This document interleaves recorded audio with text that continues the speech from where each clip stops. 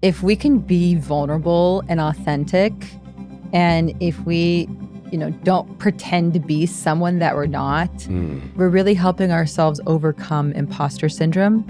And everyone in the process finds healing and self-acceptance. So, Leah, I made a post on Instagram not too long ago, and I was being pretty open about some mental health challenges that I'd been having. It was just a tough mental health week, and I wanted to be honest about it. And just talking about how I work through a difficult mental health week, talking about self-compassion and talking about my meditation practice, the support of my family and my friends, etc., and how all these different things show up to support me whenever I'm having a tough time with my mental health or whenever I'm just having a tough week. Yeah. And my mom saw that post and kind of vicariously through my dad, expressed concern like, is it the right thing for you to do to talk about the fact that you're struggling in any kind of way when people look at you like a teacher, when people perceive you as a teacher, like, doesn't that create a disconnect? Like, why would anybody want to learn something from you when you're sharing that you're struggling? Now, my mom is a huge supporter of mine. We have a fantastic relationship, but this was just one of the ways that she wanted to protect me. But I also thought about the ways in which, like, men are not always allowed to express themselves or to be publicly vulnerable, and that it's and that it could even be perceived as a dangerous act. So along with Pride and so many other different things that we're looking at, June is also Men's Mental Health Month, and it's an opportunity to shine a light on men's mental health. And I think we can do that in this conversation today by talking about self-acceptance and setting yourself on the path to becoming mentally healthy. And it definitely is a journey. And I had an opportunity to bring a good friend of mine on the show to talk about this, and we'll get into that later. But yeah, I think it's important to normalize that, men specifically for the purposes of this conversation, but in general, all of us can be more open and more honest about what's happening for us inside. And so, if you're down, let's have a conversation about it. Yeah, let's do it. All right. Tell me a little bit more. I mean, what was going on? Like, there's so many different intersections of pressure that I can feel from time to time as a parent, as a husband, as a son, as an entrepreneur, all of these different things. Sometimes it just all comes to a head, and I can feel that I'm really sort of out to sea, not really sure where my bearings are and am I doing the right things? And self-doubt, intrusive thoughts, anxiety, all these things pop up. And it's natural. I mean, if a good friend of mine who was juggling so many different things was said to me hey man, I kind of feel like I'm drowning here, I'd be like, yeah, it makes sense. You got a lot going on. But I think to take it a step further and post about it publicly and just kind of put myself out there was what might have been alarming for my parents to see. But I was really conscious about doing it because I thought about friends of mine that might be going through something similar, other men that might be going through something similar. And I felt my own resistance, oh man, if you make this post, you might look weak. And I was like, no, I actually think it's strong to make this post, so I'm gonna post it. Did anybody leave a comment like, you're weak? Or was everybody, how was the feedback besides what your parents gave you? I mean, I'm curious. That's a great question. Feedback was overwhelmingly positive, and people felt seen by the post. They were like, yo, I've been going through this too. Thanks so much for what you shared. This helps me, etc. And that was my hope, was that for people who look up to me as a teacher, for people who see me in the mentor role, or for people who just see me as a contemporary or whatever, that I'm still a human being, and that this is a normal thing that happens to people. I think that's a shared value that you and I have, we talked about quite a bit, is our wanting to break down the old paradigm of the guru complex, of that power structure of I am a perfect completely detached, wise, sage, holy being. You should bow down to me as a superior, and I have all the secrets that you don't have. Like, that's gone. Those That is days, gone. we don't want that anymore. And I think that we continue to feed that paradigm when we don't express our authentic selves of what's truly going on for us, and we succumb to the fear of, will I be judged? Yeah. I personally have a hard time being friends with people or relating to people who put on an exterior front of perfection all the time. Yeah. That they've always got everything together. Everything's like they're always, perhaps that person happens to be happy all the time, and that is beautiful. Fantastic. But very, very seldom few people have that. And most people who, like you said, are living in the world and have bills to pay, they have children to take care of, they have a partner whose needs they need to consider, they have a career that they want to embark upon. There's things to think about. Yeah. And that is just the nature of life. And to pretend like that doesn't exist is sort of living in a false reality and portraying a false reality, and it ends up hurting other people, because then other people look at us or look at someone and say, oh, they're so much happier than I am. Why aren't I as happy as they? Why can't I have everything as figured out as this person? And it's not real. It's not real. It's not real. I mean, there might be high exalted masters somewhere who just don't experience like any fluctuations of emotions or stress, but I just can't imagine a human experience being like that. Well, they're likely living in an ashram or a religious order somewhere, so they don't have bills to pay. But for the rest of us, 99.99% of the world, we're going to encounter uncertainty, struggles, curveballs. You know, you and I were just talking that there's been some curveballs in our life recently. You know, I just found out I had some identity theft and someone stole my identity. And I just found out this morning. I was like, oh, that's interesting. That's a great curveball. And then my son had a mouth injury, tooth incident, and we had to have tooth extracted. And that was a difficult scenario for a 2-year-old and for us as a family. And so it's not like life stops and suddenly you're never going to have anything bad happen to you because you have tools now. But it does make it a little easier to bounce back and recognize, oh, I have a tool for this. Exactly. Now here comes the real work. I think that even I had to accept that I wasn't weak for seeking out tools to help me along my path, because my meditation practice is one thing, and it's a huge foundation for how I take care of myself, but it also alerts me when I need a specific type of care to take care of a particular or to nurture a particular issue. So I've worked with a therapist for a long time now, but it took me forever to even mention it to my parents. And when I first did, I mentioned it in this really like guarded language, like I was talking to a mentor. Yeah. I really had to like play a long game with how I laid it down. And it's also entirely possible that the fear of telling them was all in my own head about like whatever projected stigma I was expecting to receive from them. But I just didn't feel comfortable at first saying that. And I've got probably some of the most progressive boomer generation West African parents of anybody. Like, but even still, I approached the topic of therapy with them with a lot of trepidation. This is just a curiosity. Was it that you were concerned that they might see it as a failure on their part to have not raised you in such a way that you were perfectly happy and healthy and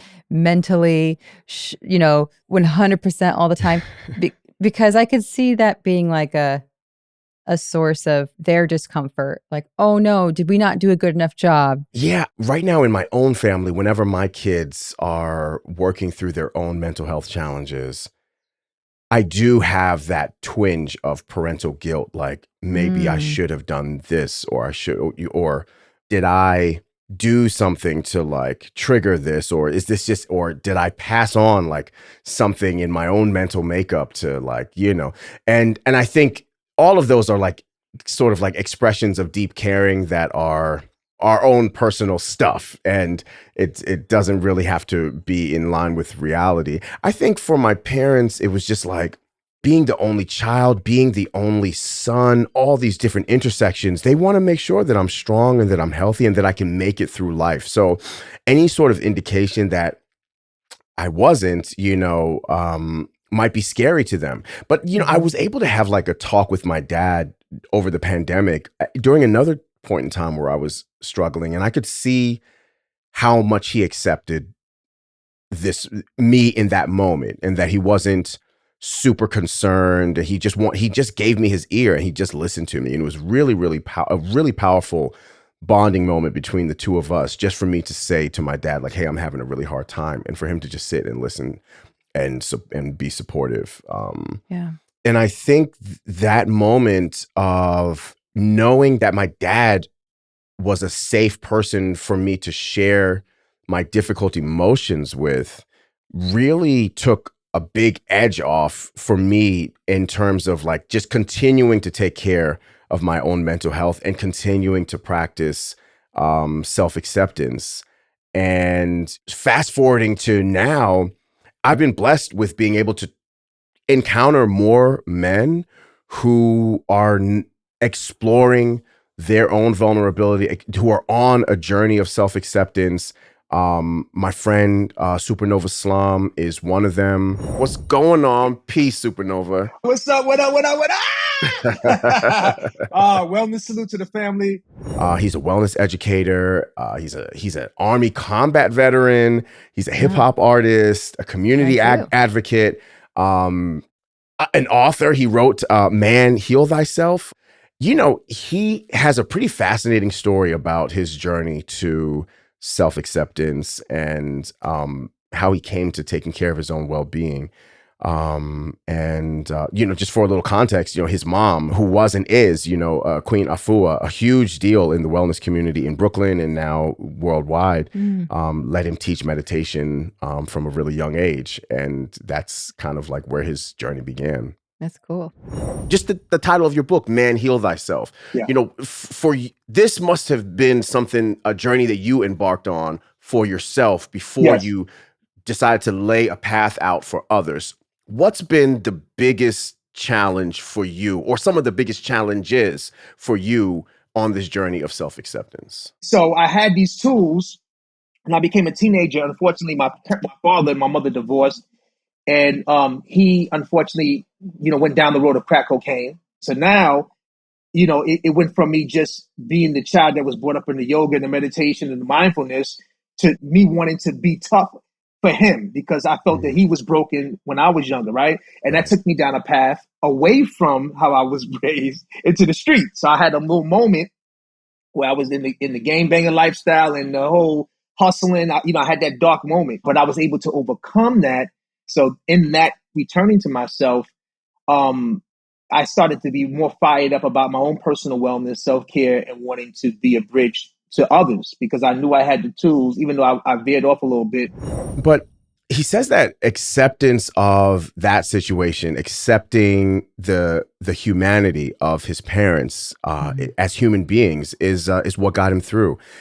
And on top of it, it's helped him to figure out different techniques that he uses to help other men get through similar things. I accepted that, these are amazing parents. They got me here. They didn't have it all together. They did the best they could do. And then I'm here to also contribute to my best that I can do, right? So you take all that up together and you're able to recover quicker. And so we have a lot of wounded adults that have not healed that inner child, in my meditation practices for myself and, dealing with the brothers that I am of service with, we do this exercise of called writing a forgiveness letter, right? And so the whole point is you're supposed to go into a meditation, 10 to 30 minutes, and just reflect on the time from maybe your childhood or even recent point that was so traumatic to you that you have not made peace with or overcame, right?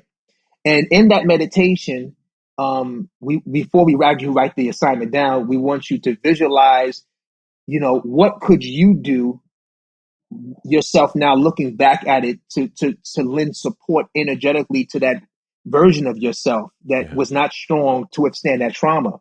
So the brothers go through the meditation, and then once they get that divine instruction, then they write the letter of forgiveness. Look back at that moment that you were able to be resilient and channel that and lend support to your wounded self, with a place of forgiveness. So there's just practices like that I find not only help me, but they help a lot of brothers that are able to activate those practices. So this acceptance of his situation and his parents, it grew to a larger scope of self-acceptance at a deep level. And it helped him to hold on to the wellness tools that he had from when he was a kid to manage PTSD and the other stress that he encountered in the military. And then he started sharing this with other people and helping other people in the battlefield to do the same. I never stopped being able to be an example for my battle buddies that were dealing with some serious, I had PTSD like them, but I just had different tools that I was blessed to have early on. So I know how to drop into my meditation, drop into my mindfulness, drop into my practices that I never stopped since I was 5 years old, And so I was able to help others, with breathing. And so I noticed that I say, wow, in this military environment, what civilians don't know, a lot of these holistic wellness tenets are embedded in the practices. They have this thing called downtime. They give us like meditation. It allows us to go into an area where we can just listen to some rain or some bells, chimes and stuff and just, decompress.